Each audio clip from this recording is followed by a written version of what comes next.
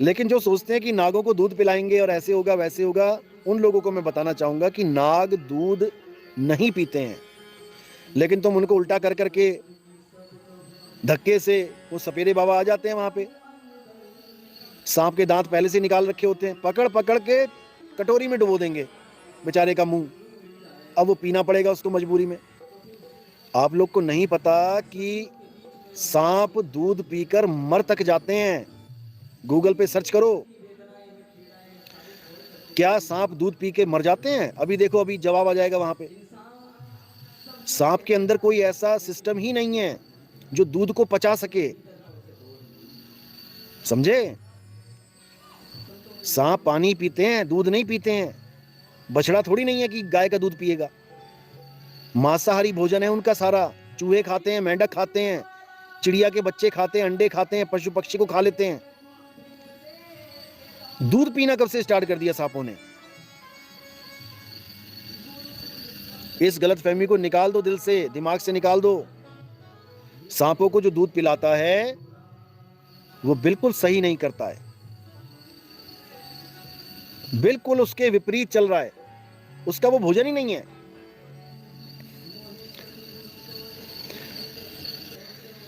गुरुजी, जिस प्रकार जागृत अवस्था में कर्म करते हैं अच्छे या बुरे फल भोगते हैं, तो क्या स्वप्न में भी कोई कर्म हो जाते हैं अच्छे या बुरे, तो उसके भी फल भोगते हैं? देखो, ये तो परमात्मा की दया है कि सपने में अगर हम कोई कत्ल भी कर देते हैं तब भी हमें उसका कर्म दंड नहीं मिलता है। ये दया है कलयुग में,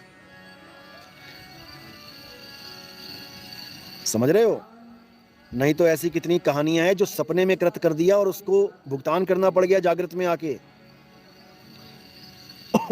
ये समझ लो, ये तो मालिक की दया है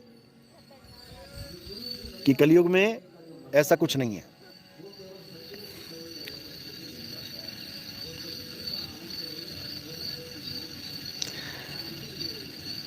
चांद पर किसको सतनाम बताओगे? गुरुजी, गुरु साहिब जी, प्रेम, विश्वास और भोलापन असल में क्या है, प्लीज बताएं। प्रेम, प्रेम है एक दूसरे को समझना, एक दूसरे की केयर करना, इसी को प्रेम कहते हैं।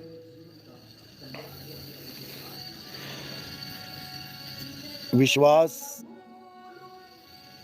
कभी सपने में भी एक दूसरे को धोखा ना देना, एक दूसरे के बारे में गलत ना सोचना, इसको विश्वास कहते हैं। और भोलापन, भोलापन तो बहुत खतरनाक चीज है। ठीक है, लोग कहते हैं बहुत भोला है, बहुत अच्छा है, लेकिन भोलापन इतना भी नहीं होना चाहिए कि सर्वनाश का कारण बन जाए। भोलेपन में लोग बहुत सी गलतियां कर देते हैं। इसलिए समझदार बनो, विवेकी बनो। ठीक है, भोला भी होना चाहिए, लेकिन इतना भी भोला नहीं होना चाहिए कि लोग ही तुम्हें बेच के खा जाएं या तुम खुद ही अपना नुकसान कर बैठो। भोलेपन में बहुत नुकसान होता है, बहुत ज्यादा, क्योंकि उसको पता ही नहीं लग पाता कि मैं बोलूं क्या, क्या छुपाऊं किसी से। वो सब कुछ उगल देता है। कई बार उसी चीज का गलत फायदा उठा के लोग उसका नुकसान कर देते हैं। गुरुजी, मन और माया को कैसे काबू में रख सकते हैं? देखो, पहले तो समझ लो कि जो हमारा दुश्मन है हमें उसकी पूरी इंफॉर्मेशन होनी चाहिए, उसके अस्त्र शस्त्र, उसकी पावर सब पता होनी चाहिए, तभी तो हम उससे लड़ेंगे। हमें यही नहीं पता हमारा दुश्मन कौन है, और दुश्मन अंदर बैठा हुआ है, सारा दिन हुक्म दे रहा है और तुम उसका हुक्म का पालना कर रहे हो, फिर भी हमें नहीं पता लग पाता कि दुश्मन कौन है। ये जो अंदर बैठा है, ये दिन भर तुम्हें बोल रहा है कि ये खाना है, ये पीना है, ये करना है, वो करना है, यहाँ जाना है, वहां जाना है, यही मन है। ये तुम्हें इसी माया में उलझा उलझा के, भटका भटका के, मार मार के एक दिन खत्म कर देगा। इसी मन से जीतना है। मन के हारे हार है, मन के जीते जीत। तो इस मन माया को तब रोक पाओगे, पहले इसको जान लो अच्छी तरह। जब भी ये इच्छा करता है तो उस इच्छा को तकड़ी पे रखो, तराजू पे रखो कि ये सही बोल रहा है या गलत, ये रास्ता सही चुनने की बात कर रहा है कि गलत। तो वहां पर पूरा निबेड़ा करो, इसको बिल्कुल छूट मत दो, अच्छी तरह निबेड़ा कर लो कि ये कर्म मुझे करने को बोल रहा है तो इसका फल क्या होगा, फल भी सामने रखना है, तभी बात बनेगी, तब तुम इसको रोक पाओगे। क्योंकि जो फल तुम सामने रखोगे वो तुम्हें चाहिए ही नहीं होगा, तुम्हारे प्रतिकूल होगा, तब तुम इसको रोक पाओगे। हाँ, कोई ऐसा काम है जो अच्छा काम है वो तुम कर सकते हो, लेकिन बिना किसी स्वार्थ सिद्ध के, बिना किसी फल की इच्छा करे कि मैं ये काम कर रहा हूं मुझे इसका फल चाहिए, बिल्कुल भी नहीं सोचना ये, वरना उसका फल लेने के लिए तुम्हें आना पड़ जाएगा। यहां केवल पाप का ही नहीं भाई, पुण्य का भी लेखा देना पड़ता है। केवल पाप ही हमें नहीं फंसा रहा है, पुण्य भी हमें फंसा रहा है। और ये बात जितनी जल्दी हो सके समझ जाओ। कोई भी सेवा करनी है, निस्वार्थ सेवा करनी है। अगर तुम स्वार्थवश सेवा करते हो, अगर स्वार्थवश सेवा करते हो तो वो तुम्हारे बंधन का कारण हो जाएगा। निस्वार्थ सेवा, तेरा पाना मीठा लागे और नानक नाम चढ़दी कला, तेरे पाने सरबद्दा पाला। बस ये दो महामंत्र हैं, इन्हीं को अपने जीवन में उतार लो। तेरा पाना मीठा लागे, यानी चाहे तू सुख में रखेगा चाहे तू दुख में रखेगा, हम रहने को तैयार हैं। क्योंकि सब दिन होत ना एक समाना, हर दिन एक सा नहीं होता। आज अगर दुख है तो कल सुख आएगा, कोई रोक नहीं सकता। आज अगर सुख है तो कल दुख आएगा, कोई रोक नहीं सकता। ये होना ही होना है। इसलिए जस्ट वेट एंड वॉच कि भविष्य में क्या है, फिर सारे भरम टूट जाएंगे। ये सुख दुख का झगड़ा ही खत्म हो जाएगा। सुख और दुख से दोनों से परे क्या है, अपना आनंद स्वरूप। अपनी मस्ती में रहो, अपनी मौज में रहो, बस फिर देखो क्या होता है। अन्नू राणा। और ये बात जितनी जल्दी हो सके समझ जाओ।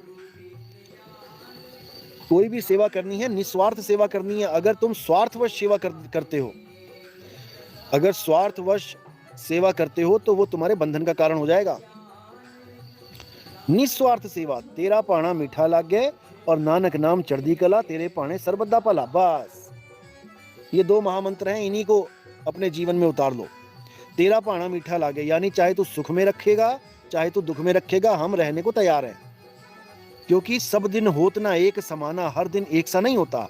आज अगर दुख है तो कल सुख आएगा, कोई रोक नहीं सकता। आज अगर सुख है तो कल दुख आएगा, कोई रोक नहीं सकता। ये होना ही होना है। इसलिए जस्ट वेट एंड वॉच कि भविष्य में क्या है। आज अगर सुख है तो कल दुख आएगा, कोई रोक नहीं सकता। ये होना ही होना है। इसलिए जस्ट वेट एंड वॉच कि भविष्य में क्या है, फिर सारे भरम टूट जाएंगे। ये सुख दुख का झगड़ा ही खत्म हो जाएगा। सुख और दुख से दोनों से परे क्या है, अपना आनंद स्वरूप। अपनी मस्ती में रहो, अपनी मौज में रहो, बस फिर देखो क्या होता है। अन्नू राणा साहिब, रखना आशीर्वाद बेटा। नहीं, इंट्यूशन बोल रही है। मन और इंट्यूशन में फर्क कैसे जाने? देखो, मन का काम है इच्छाएं करना। किसी चीज को देख लिया, अब उसकी इच्छा करने लग गए। 99% मन का यही काम है कि किसी भी चीज को प्राप्त करने के लिए ललायत हो जाना, रातों की नींदें उड़ा देना। जो इंट्यूशन होती है उसको आप कह सकते हैं कि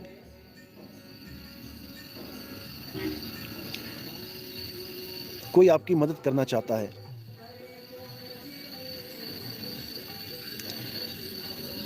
ये आप, क्योंकि कई प्रकार की इंट्यूशंस होती हैं, कुछ ऐसी भी होती हैं जो फायदा कर जाती हैं, कुछ अहमी हो जाती हैं। तो मन का जो मेन काम है वो केवल इच्छाएं प्रकट करना है। और जो आपके विचार हैं, आपके संस्कार हैं, आपकी पुरानी भक्तियां हैं, वो आपकी मदद करती है आगे के बारे में कुछ जानने की, कुछ समझने की। सब मिक्स होता है, ये किसी एक चीज़ से नहीं होता, ये सब मिक्स होता है। परमात्मा की दया भी होती है, आपकी भक्ति, आपकी श्रद्धा, आपका विश्वास भी होता है, बहुत कुछ होता है इसमें। तपतशिला पे जलना कोई 84 का भय ना, गुरुजी तपतशिला क्या है? तपतशिला बताया गया है, कबीर सागर में भी इसका जिक्र आता है।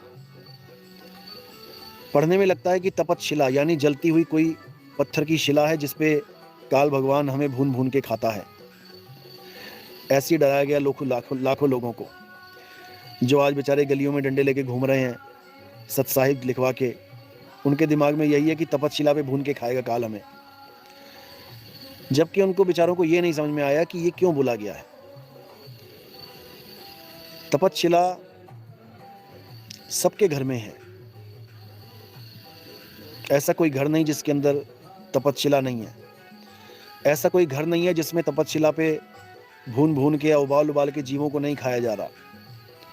आपकी कढ़ाई, आपका कुकर, आपका तवा, ये सब तपतशिला ही हैं।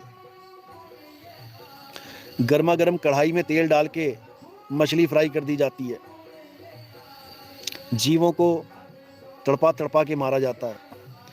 कई तो ऐसी वीडियोस आती है जिसमें जिंदा ही मछली आधी भून के पकड़ा दी जाती है प्लेट में, और वो प्लेट में पड़ी पड़ी मुंह फैला रही है, कोई बचाओ, और बंदा उसको खा रहा है, प्लेट में ही जिंदा है और जिंदा मछली को खा रहा है। ये सब कर्म भोग हैं। कर्म जो जो करेगा तू पड़ेगा भोग ना भरना, गुरु का ध्यान कर प्यारे बिना इसके नहीं छुटना। अब वाणी तो बोल दी अच्छी अच्छी, लेकिन गुरु का ध्यान की बात आई तो गुरु की शक्ल लेके बैठ गए, गुरु की शक्ल का ध्यान करेंगे। अरे भाई, शक्ल का ध्यान नहीं करना है, पहले गुरु को जान लो, गुरु है क्या। शब्द गुरु सुरत धुन चेला, शब्द ही हमारा असली गुरु है। शब्द क्या है? वो अखंड शब्द ही हमारा गुरु है। नाम ही अखंडे और सब खंडा, सार शब्द गर्जे ब्रह्मंडा। वो अखंड नाम है।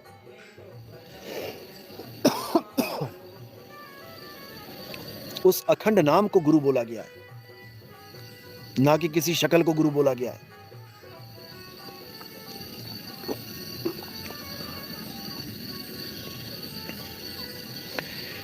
इन गुरुआ लोगों ने बर्बाद कर दिया भगत समाज को, शक्लों का ध्यान करवा करवा के। शक्लों का ध्यान नहीं करना है, पता नहीं कब समझ में आएगा। तो करना क्या है? शब्द गुरु को जानना है। शब्द गुरु सुरत धुन चेला, मिले परस्पर भया अकेला। और ना कोई गुरु ना कोई चेला, तो उड़ जा हंस अकेला। शब्द गुरु को जान नहीं पाए और देह गुरु को परमात्मा मान के बैठ गए, इससे बात नहीं बनेगी। इसीलिए बार बार समझाया जा रहा है